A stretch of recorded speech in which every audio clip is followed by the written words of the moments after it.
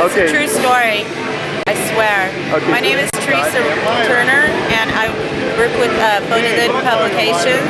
I live in a trailer park, and Slit is the best. And what else do I want to say? I want to say that punk rock is just a piece of shit, and the guy that's interviewing me is really handsome. I think he's so cute. Would you like some free shit? I'll give you some free stuff. Let me yell at these guys real quick. You want me to start over again? No, that's cool. Okay. So do you just publish zines, or do you write for zines? We do a literary magazine, and we do small pickpockets. We coined the phrase of that.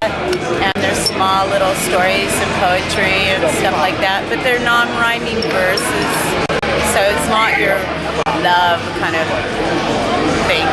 And basically we do whatever we can get our hands on, and I reject all the time, so if you want to submit to me, then go right ahead.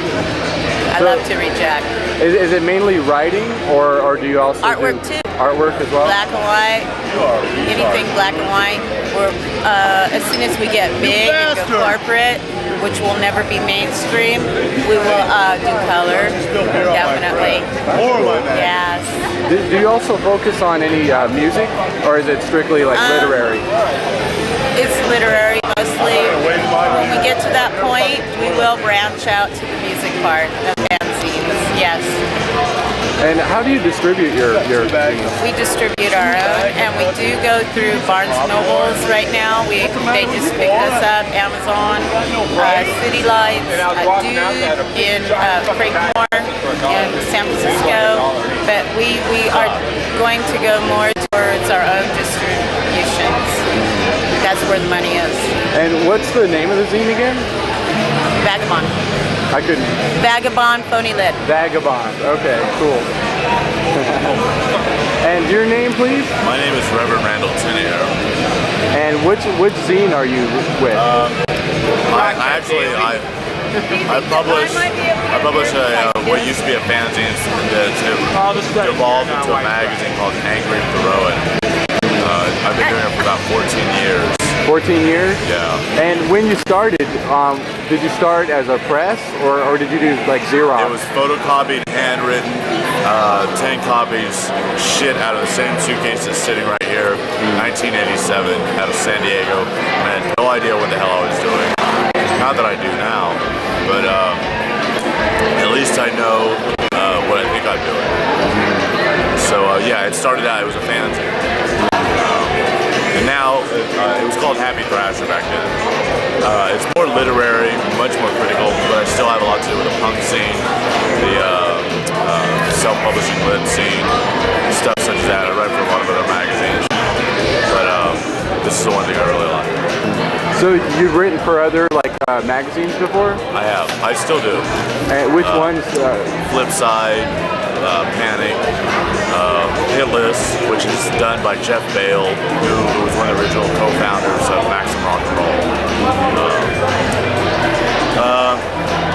Those are about the only magazines worth mentioning at this point, because they're the ones for which I'm still contributing. So. Does your zine have like a specific focus, or is it just whatever you feel at the time? Yes, it does have a specific focus, and it does have to do whatever I feel, but that's generally antagonism.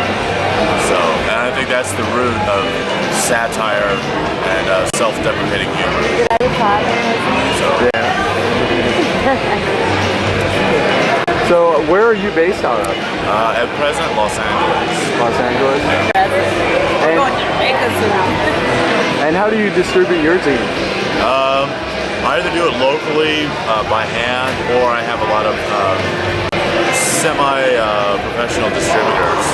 But I've been fucked over by a lot, such as Fine Print, IPD. I've gone through all that. I've gone through all of Dante's circles of hells with distributors. So, yeah.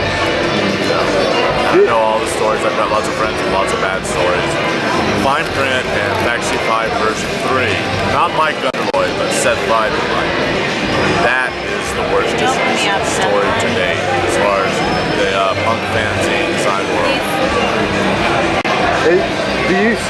center on just one style of music, or do you?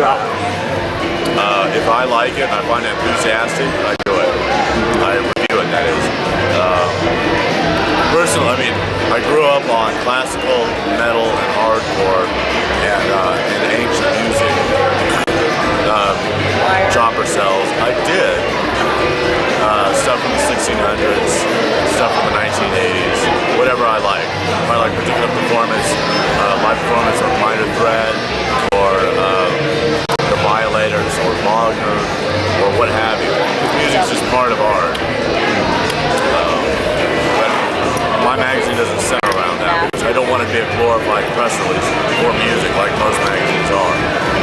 So, but unfortunately, I'm fighting that perception, and that's the problem that I think the fanzine world has. It buys into that perception too much. They don't review other fanzines or signs. They don't do much more except interview bands and review music. They need to break out of that. That's why I'm such a bitter old bastard. Oh, crotchety bitter old bastard. Would you mind if I had a few words with you? Sure. Okay. And what is